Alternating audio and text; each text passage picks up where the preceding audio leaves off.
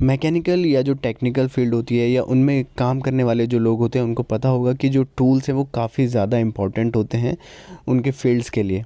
और मुझे ख़ास करके नए टूल्स या जो नई डिवाइसेस होती हैं उनको रिव्यू करना या उनके मैकेनिज़्म को समझना काफ़ी ज़्यादा पसंद है।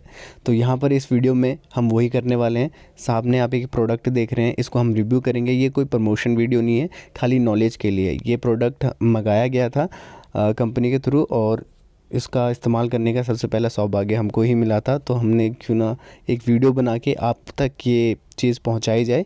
तो यहाँ पर मैंने एक वीडियो बना रखी है। सबसे पहले यहाँ पर आप अनबॉक्सिंग देखेंगे, उसके बाद इसका किस तरीके से असेंबल करना है वो भी दिखाऊंगा, इसके पार्ट्स भी दिखाऊंगा और बाद में हम इसका जो वर्क है या जो प्रैक्टिकल है उसको भी करेंगे, जिस चीज़ में इसका प्रैक्टिकल होता है। तो फ़िलहाल तब तक आप देख लीजिए इसके अनबॉक्सिंग, मैं आगे चल के आपको बताऊँगा इसके बारे में और डिटेल में।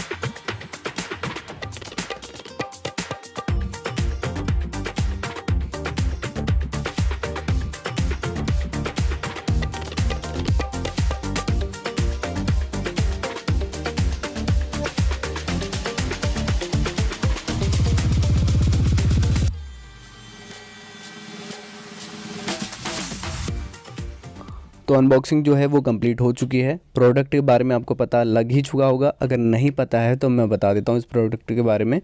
तो ये वोल्ट्स टूल्स कंपनी का एक हाइड्रोलिक गियर पुलर है जो कि करीबन 10 टन तक के किसी भी चीज़ को पुल कर सकता है, जहाँ पर आप इस पुलर का इस्तेमाल करेंगे। तो इसके बारे में थोड़ा और डिटेल में समझ लेते हैं और यहाँ पर मैं दिखाऊंगा कि किस तरीके से इसको असेंबल करना होता है। तो इस हाइड्रोलिक पुलर के अंदर मेन 4 पार्ट आपको देखने को मिलते हैं। पहला पार्ट इसकी मेन बॉडी, जिस पे आपका जो ऑयल का मैकेनिज्म है वो रहता है और एक ऑन ऑफ स्विच देखने को आपको मिलता है प्रेशर को रिलीज़ करने के लिए।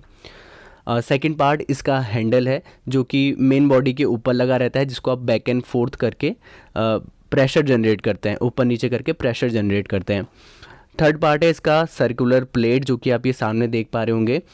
ये जो ब्लैक कलर में आपको एक सर्कुलर प्लेट देखने को मिल रही है जिसमें आपकी एक लिंक प्लेट कनेक्ट हो रही है।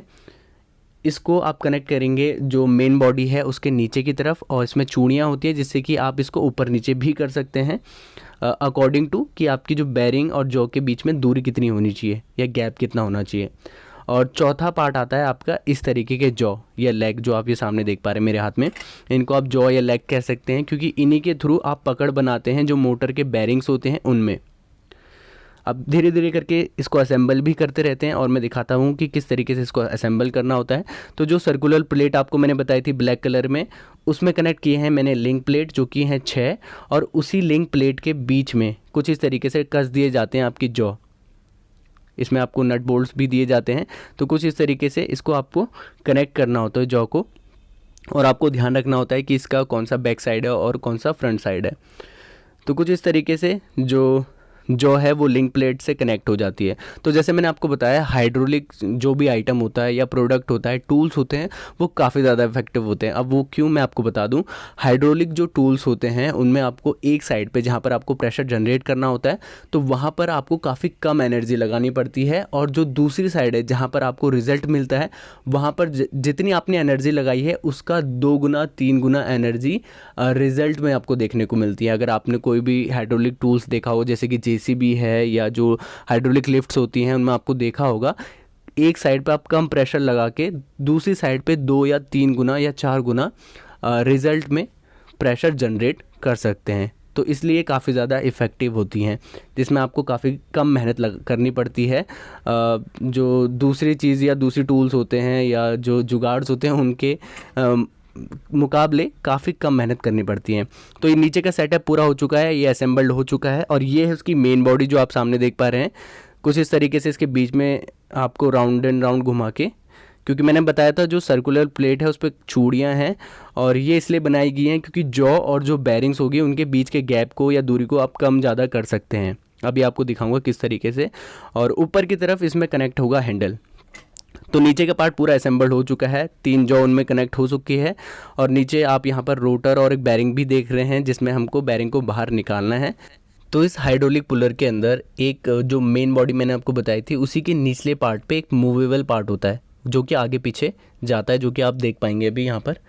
तो यहाँ पर हमें सिंपली क्या करना होता है, जॉ को जो लेग्स हैं उनको बैरिंग से कनेक्ट करना है, और पीछे के हैंडल को बैक एंड फोर्थ आगे पीछे मूव कराना है, जिससे कि ऑयल का प्रेशर क्रिएट हो, और जो कुछ इस तरीके से कनेक्ट हो जाएंगी। और इसी में आपको बीच में एक और पार्ट देखने को मिलेगा जिसको आप थिम्बल कह सकते हैं, जो कि शाफ्ट पे कनेक्ट है, अगर आप देख पा रहे हो। और ये क्या करेगी, पुलर को वहाँ पर रोक के रखेगी, और जो जॉ है वो पीछे की तरफ, या मैं जो हैंडल को अप एंड डाउन कर रहा हूँ उससे प्रेशर जनरेट होगा, और जो जॉ है वो बैरिंग को पीछे की तरफ खींचेगी या शाफ्ट से बाहर निकालने की कोशिश करेगी।